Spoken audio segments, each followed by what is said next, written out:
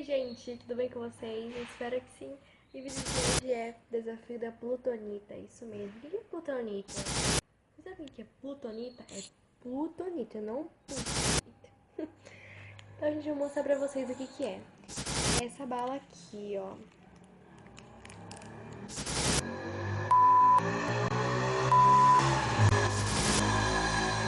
Nossa, o barulho nunca colabora comigo, é incrível.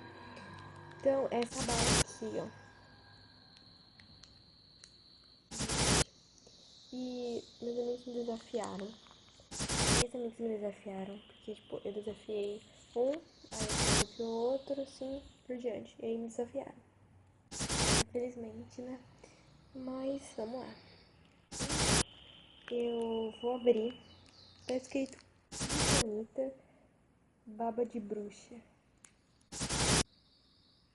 Acho que nojo. Ai, meu. Gente, deve ser muito ruim.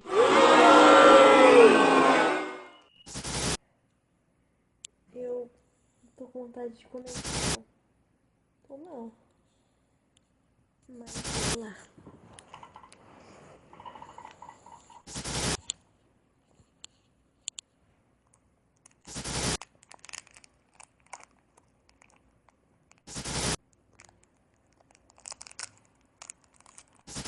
Gente, eu tô com um copo aqui. Caso eu precise cuspir, né? Então vamos lá. Puta que pariu. Gente, o bagulho estourou.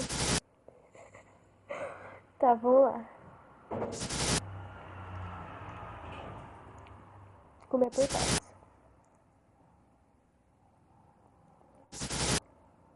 Esse ovo. Esse de codorna. Olha isso.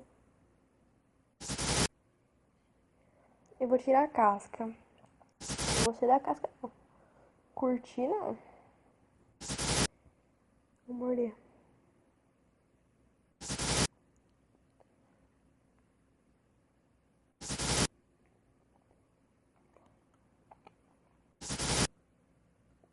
Tirar a casca.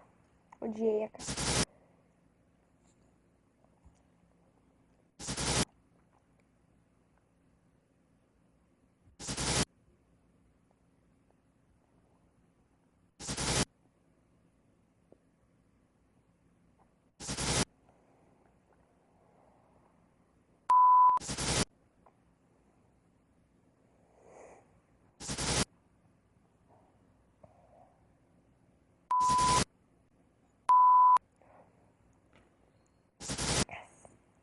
Gente, é muito ruim. A pessoa prova um... Gente, olha o que tem aqui dentro. Tem um pó. Parece maconha. Gente, eu não vou conseguir de jeito nenhum. Não. Gente, é um pó aqui dentro. E esse pó é do gabiroto. Só pode.